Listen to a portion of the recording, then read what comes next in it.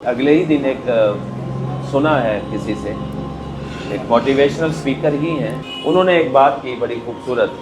انہوں نے کہا جی میں نے ایک بلائنڈ پرسن سے پوچھا کہ یار آپ کی زندگی میں اس سے زیادہ کیا اور اس سے بھی کوئی چیز مشکل ہو سکتی ہے، اس سے بھی زیادہ کوئی بری چیز ہو سکتی ہے کہ آپ نے کبھی ابھرتا ہوا سورج نہیں دیکھا، آپ نے سبز و شاداب پہاڑ نہیں دیکھے، پیڑ نہیں دیکھے، بارش نہیں دیکھی، موسم نہیں دیکھے، بادل نہیں دیکھے اور نیچر کو آپ نے نہیں دیکھا، کیا اس سے بھی کوئی بری چیز یا ورسٹ چیز ہو سکتی ہے؟ آپ کی آنکھیں نہیں ہیں. انہوں نے بلائنڈ پرسن نے آنسر کیا کہ جی اس سے بھی بری چیز اور اس سے بھی ورسٹ چیز ایک ہے ہماری نظر میں. انہوں نے کہا جی وہ بتائیے کیا؟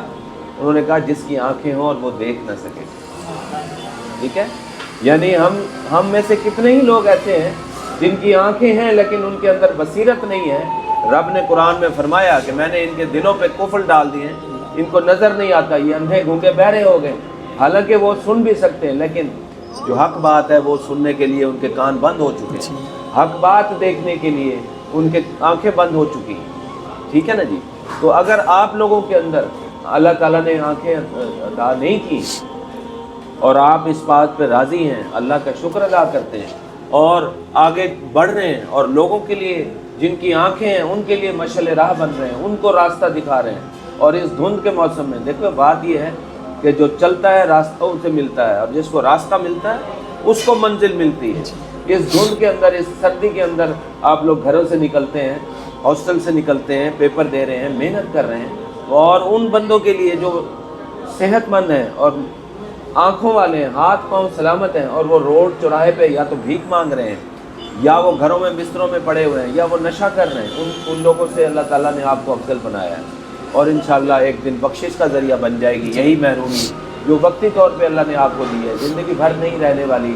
ہم سب لوگوں نے اس دنیا سے چلے جانا ہے ایک نہ ایک دن.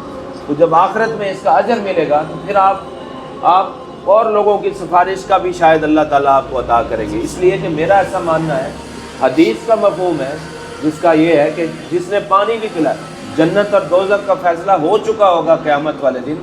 جنتی جہنمیوں کی لائن کے سامنے سے گزر رہے ہوں گے. حدیث کا مفہوم ہے جو ہمارے استاد محترم مولانا شریف صاحب نے درس قرآن میں سنائی تھی، مجھے آج تک یاد ہے کہ وہاں پہ جہنمیوں میں سے ایک بندے کو بائی نیم کال کر کے پوچھے گا، بھائی آپ فلاں ہیں نا، بات سنیں میری.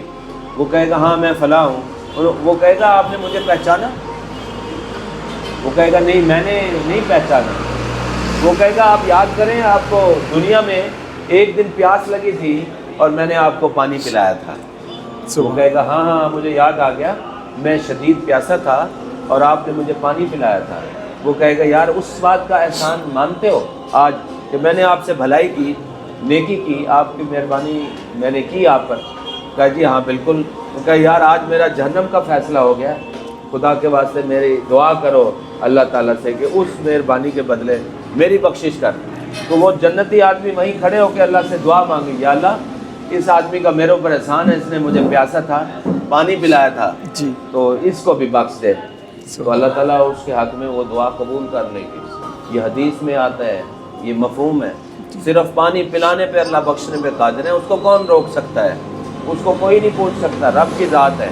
تو اس لیے یہ تو آپ نے پانی پلانے سے بڑھ کے ان کے لیے کام کیا. یہ جو میرے بچے بیٹھے ہیں اس وقت، یہ میں سیشن کر رہا ہوں B A special education Islamia university کے اسپیشل پرسنس کے ساتھ، اور اپنی رائٹر ٹیم جو گرومر ڈیولپمنٹ آرگنائزیشن کے ممبر تھے جنہوں نے ان کو as a writer services provide کی، میں ان کو بیک اپ کرنے کے لیے آیا ہوا ہوں اور ان بچوں کے لیے کہ یار ہم آپ کے ساتھ ہیں انشاءاللہ، آئندہ بھی اللہ تعالیٰ ہمیں توفیق دے گا.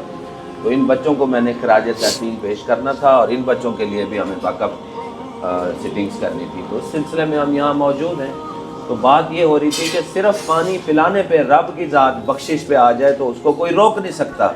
راستے میں تکلیف دہ چیز ہٹا دے، پتھر، صرف اسی بات پہ رب کی ذات بخشنے پہ آ جائے اس کو کوئی روک نہیں سکتا. اور اللہ نے قرآن میں فرمایا وَمَن يَعْمَلْ مِثْقَالَ ذَرَّةٍ خَيْرًا يَرَهُ، ایک ذرہ برابر بھی اگر آپ نے نیکی کی ہے تو وہ آپ دیکھ لیں گے اس دن. اور وَمَن يَعْمَلْ مِثْقَالَ ذَرَّةٍ شَرًّا يَرَهُ، اور شر بھی اگر آپ نے پھیلایا ہے وہ بھی آپ دیکھ لیں گے. تو نیکی چھوٹی سمجھ کے حقیر مت سمجھیں پلیز.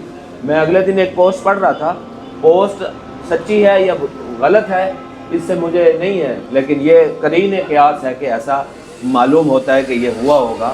ایک پوسٹ مجھے اچھی لگی ہے، ایک عابد نے اللہ تعالیٰ کی زیارت کے لیے 40 دن کا چلہ کاٹنا شروع کیا، دن رات وہ عبادت نوافل میں مصروف رہا اور روزے رکھ رہا تھا کہ یار میں نے اللہ کی زیارت کرنی ہے۔ تو 36ویں دن اس عابد نے ایک آواز سنی، شام 6 بجے تانبے کے بازار میں فلاں تانبا ساز کی دکان پر جاؤ، تمہیں اللہ کی زیارت وہاں پر ہو جائے گی۔ سبحان اللہ۔ تو وہ چلا گیا اگلے دن شام کو، تو اس نے کیا دیکھا کہ مختلف دکانوں پہ ایک خاتون بڑھیا وہ ایک تانبے کا برتن لے کر آتی ہے اور اس کو کہتی ہے میں نے بیچنا ہے اور میں نے 6 ریال میں بیچنا ہے۔ کوئی اس کا 6 ریال نہیں دیتا، اس کو الٹ پلٹ کر کے دیکھ رہا ہے اور وہ کہتا ہے ماجی 4 ریال سے زیادہ کی اس کی قیمت نہیں ہے، دینا ہے تو دیو نہیں تو جاؤ۔ تو وہ پھر اگلی دکان پہ جاتی ہے، پھر اگلی دکان پہ، تو ایک وہ پوچھتی بھی ہے، پوچھتا ہے کہ کیوں بیچنا چاہ رہا ہوں؟ کہتا ہے میرا بیٹا بیمار ہے، اس کی 6 ریال کی دوائی لکھی ہے ڈاکٹر نے، تو وہ میں اس کو بیچ کے اس کی دوائی لینا چاہتی ہوں۔ تو وہ کوئی بھی اس کو نہیں خریدنا چاہ رہا ہوتا۔ تو اسی طرح وہ چلتے چلتے ایک اور دکان پہ جاتی ہے، وہ ماں جی کو اس کو شاید اندازہ ہو جاتا ہے کہ یہ کوئی ایسے نہیں ہے، ضرورت مند ہے۔ تو وہ ضرورت مند ہونے کے ناطے سے جیسے بھی ہے وہ اس کو کہتا ہے ماں جی یہ تو بڑی اچھی برتن ہے، اس کو تو میں 25 ریال میں خریدوں گا۔ تو ماں جی بڑی خوش ہوتی ہے، کہتے ہیں بیٹا مجھے 25 ریال دے دو۔ وہ جب کر کے چلی جاتی ہے تو یہی بندہ جس کو ایک وجدان ہوا تھا کہ آپ جائیں اور اللہ کی زیارت کریں، وہ اس بندے سے پوچھتا ہے، کہتا ہے یار آپ تو تاجر اس طرح کے ہے ہی نہیں، ناکام آدمی ہیں آپ کی سمجھداری کہاں گئی؟ وہ 4 ریال سے زیادہ تو کسی نے قیمت نہیں لگائی، آپ اس کی 25 ریال قیمت دے رہے ہیں۔ اس نے کہا میں نے 25 ریال دینے تھے اس لیے کہ وہ مجبور تھی اور اس نے اپنے بچے کی دوائی لینی تھی، اور آئندہ اس دوائی کے بعد کچھ لوازمات اس کی بیماری میں خدمت، اس کے لیے اس کو مزید کچھ چیزیں نہ بیچنی پڑیں، میں نے اس کو 25 ریال دیے۔ یہ میرا اور اللہ کا معاملہ ہے۔ تو یہ سن کے عابد کہتا ہے میں سوچ میں پڑ گیا، اتنے میں غیبی آواز آئی، چلہ کشی سے کوئی میری زیارت کا شرف حاصل نہیں کر سکتا، ٹھیک ہے؟ گرتے ہوں کو تھامو، غریب کا ہاتھ پکڑو، ہم خود تمہاری زیارت کو آئیں گے۔ سبحان اللہ۔ ٹھیک ہے؟ وَهُوَ مَعَكُمْ أَيْنَمَا كُنْتُمْ، وہ تمہارے ساتھ ہے جہاں بھی تم ہو، اور جہاں خاص کر اللہ کی مخلوق کی مدد کرنے کے لیے کوئی بندہ کھڑا ہے، وہ تو اللہ تعالیٰ نے فرمایا، حدیث میں ہے، فرمائیں گے قیامت والے دن کہ میں بیمار تھا، میری تبرسی کے لیے آپ کیوں نہیں آئے؟ جی۔ تو وہ بندہ کہے گا یا اللہ آپ تو 2 جہانوں کے خالق ہیں اور آپ کیسے بیمار ہو سکتے ہیں؟ تو اللہ تعالیٰ فرمائیں گے میں فلاں بندہ میرا بیمار تھا، اگر آپ وہاں پر آتے تو آپ اس کو مجھے اس کے سراہنے پاتے، میں اس کے ساتھ تھا۔ جو بندے کو اللہ تعالیٰ مشکل دیتا ہے، جو بندے کو اللہ تعالیٰ پریشانی دیتا ہے، کوئی معذوری دیتا ہے، کوئی مجبوری دیتا ہے، کوئی اسپیشلٹی دیتا ہے، کوئی ڈسیبلٹی دیتا ہے، تو اللہ تعالیٰ اس کے ساتھ بھی ہوتا ہے، اللہ تعالیٰ اس کے ساتھ، اور پھر جو اس کی مدد کرنے کے لیے آگے بڑھتے ہیں اللہ ان کے ساتھ بھی ہوتا ہے۔ یہ ہو ہی نہیں سکتا، یہ جو کچھ آپ نے نیکی کمائی ہے، سردی میں آنا یہاں پر اور ان کے لیے ایز اے رائٹر اپنی سروسز دینا، یہ ہو نہیں سکتا کہ قیامت والے دن اس کی قیمت نہیں لگے گی، اسی دنیا میں آپ کو محسوس ہوگا انشاءاللہ قیمت لگی ہے، آپ کی اپنی اپ گریڈیشن ہوگی، آپ کو اپنا اللہ تعالیٰ اپنی برکت عطا کریں گے، آپ کی زندگی میں اللہ تعالیٰ آسانیاں عطا کریں گے۔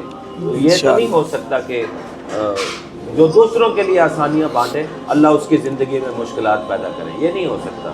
آپ لوگ ہمارے لیے مشعل راہ ہیں، یہ بچہ جو چل نہیں سکتا یہ مشعل راہ ہے ہمارے لیے، یہ بچہ جس کا ایک ہاتھ کٹا ہوا ہے لیکن اس بچے نے گیو اپ نہیں کیا، جی سر، یہ مشعل راہ ہے ہمارے لیے کہ یار ایسے بھی حالات ہوں آپ نے آگے بڑھتے رہنا ہے، ٹھیک ہے؟ اس شدید دھند میں جو لوگ آگے بڑھ رہے ہیں، دیکھیے جو چلے گا اس کو راستہ بھی ملے گا، اور جس کو راستہ ملے گا منزل اسے ہی ملے گی، اور منزل ویسے تو خیر کسی ایک جگہ رکنے کا نام بھی نہیں ہے، منزل تو ہے ہی چلتے رہنے کا نام۔ تو میں اس سلسلے میں آپ سب کو جنہوں نے ایز اے رائٹر پرفارم کیا اور جن لوگوں نے آگے بڑھنے کے لیے آگے پڑھائی کر رہے ہیں اور ہم سے رابطہ کیا، یہ اللہ کی خاص مہربانی ہے کہ اللہ نے ہمیں چن لیا آپ کی مدد کے لیے، کسی اور کو بھی چن لیتا، لیکن یہ نصیب میں ہمارے آ گئی بات کہ ہم نے آپ کی مدد کے لیے، وہ بھی اسی کی طرف سے کرم نوازی اور توفیق ہے، کوئی کسی کی مدد کرتا ہی تب ہے جب اللہ کی طرف سے توفیق ہوتی ہے، ہر بندہ نہیں کر سکتا۔ راستے سے بہت ساری تکلیف دی چیزیں اٹھانے والے نہیں ہوتے، گزر جاتے ہیں لوگ، لیکن کسی ایک خاص بندے کو توفیق ہوتی ہے کہ راستے سے کوئی تکلیف دہ چیز ہٹائے، وہ اللہ کی مدد اللہ کی توفیق کے بغیر نہیں ہوتی۔ تو میں سب سے زیادہ اللہ تعالیٰ کا شکر ادا کرتا جی ہوں سر، کہ میرے ساتھ میرے اس طرح کے بچے جوڑ دیے ماشاء کہ جو اتنے موٹیویٹڈ ہیں. ایک کال پر میرے یار ہم نے ان کی مدد کرنی ہے. میں فزیکلی خود تو نہیں آ سکا, لیکن ان بچوں نے آمنا کہا کہ نہیں ہم انشاءاللہ, اور اس کو بھرپور طریقے سے اتنی سخت شدید ترین موسم میں پوری کمٹمنٹ کے ساتھ نبھایا. I am really grateful. اللہ سبحانہ و تعالیٰ, میں سب سے زیادہ اللہ کا شکر ادا کرتا ہوں. پھر میں آپ سب شکریہ ادا کرتا ہوں کہ جن بچوں نے یہاں پر آ کر اپنی ڈیوٹیز کو بڑے اچھے سے پرفارم کیا, اور ان بچوں کو خراج تحسین پیش کرتا ہوں جو بچے آگے بڑھ رہے ہیں پورے جذبے حوصلے کے ساتھ, اور دوسرے جن کو اللہ نے آنکھیں عطا کی ہیں ان کے لیے میں سمجھتا ہوں کہ مشعل راہ ہیں. اور انشاءاللہ اسی طرح آگے بڑھتے رہیے. ہم آپ کے ساتھ اللہ تعالیٰ کی مدد کے ذریعے ساتھ ہیں انشاءاللہ. جتنا بھی ہم سے ہوگا ان فیوچر آپ ایسا ہی سمجھیے کہ آپ ہماری ٹیم کا حصہ ہیں, بلکہ انشاءاللہ آنے والے ایونٹس کے اندر گرومرز کے ہم آپ کو بلایا کریں گے ایز اے رول ماڈل. میں تو یہی سمجھتا ہوں یہ معاشرے کا وہ آپ رول ماڈل ہیں جن کے لیے ہر چیز جن کو اللہ نے عطا کی ہے, لیکن وہ پھر بھی وہ کام نہیں کرتے, وہ بھیک مانگتے ہیں, لیکن آپ نے گیو اپ نہیں کیا اور آگے بڑھ رہے ہیں, اور کتنے ہی لوگوں کے لیے مشعل راہ ہیں. اللہ آپ کو سلامت رکھے, اللہ تعالیٰ آپ کو مزید ترقی عطا کرے.